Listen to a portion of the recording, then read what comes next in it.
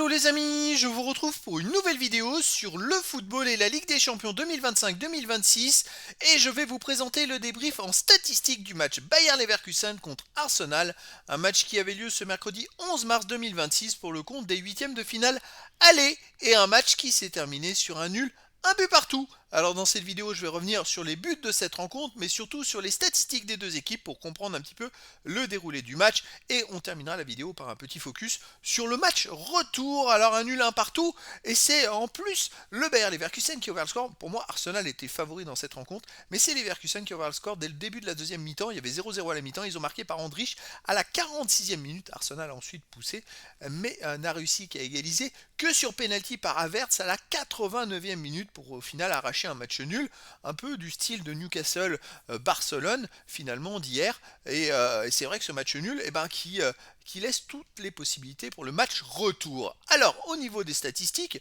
il y a eu 1,65 buts attendus à 0,88 pour Arsenal. Donc ils ont été devant. C'est vrai qu'ils sont revenus au score en fin de match, mais bon, ils auraient mérité la victoire sur les XG, c'est comme ça. Les autres statistiques, 54,8% de possession de balle à 45,2% pour Arsenal, 523 passes tentées à 442, 456 passes réussies à 387, mais 87,5% de passes réussies à 87,1% pour le Bayer Leverkusen, qui a réussi un peu plus de passes, mais sinon Arsenal a légèrement dominé la rencontre. 9 occasions à 4 par contre pour les Leverkusen, 10 tirs à 6 pour les Leverkusen, 3 tirs cadrés à 2 pour les Leverkusen, 3 tirs contrés à 1 pour les Leverkusen, mais un poteau à 0 pour Arsenal et un en-jeu à 0 pour Arsenal. C'est vrai qu'Arsenal est loin de ses standings habituels, ils ont cadré que 2 tirs dans la rencontre, c'est très très faible.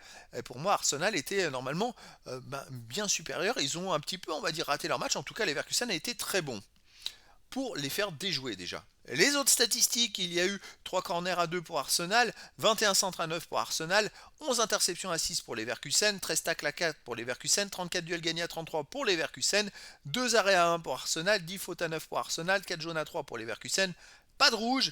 Là aussi, pas mal de statistiques quand même en faveur de Leverkusen, hein, qui a fait plus de tacles, plus d'interceptions. Voilà, ils ont gagné un duel de plus. Et donc, ça se rééquilibre, on va dire, d'un point de vue général, en vue d'un match nul. C'est vrai qu'il n'y a pas eu tant d'occasions de but que ça. Arsenal était peut-être favori, finalement. Ils sont au moins revenus au score et c'est un match nul peut-être logique, finalement, entre ces deux équipes. Alors, le match retour, ce sera le 17 mars à 21 h, les amis. C'est ce que j'aime moins bien, c'est-à-dire que les matchs des équipes qui ont joué le mercredi jouent la semaine d'après, le mardi. Et donc je trouve que c'est pas cool parce que ça laisse un temps de récupération moindre. Pourquoi ils rejouent pas le mercredi?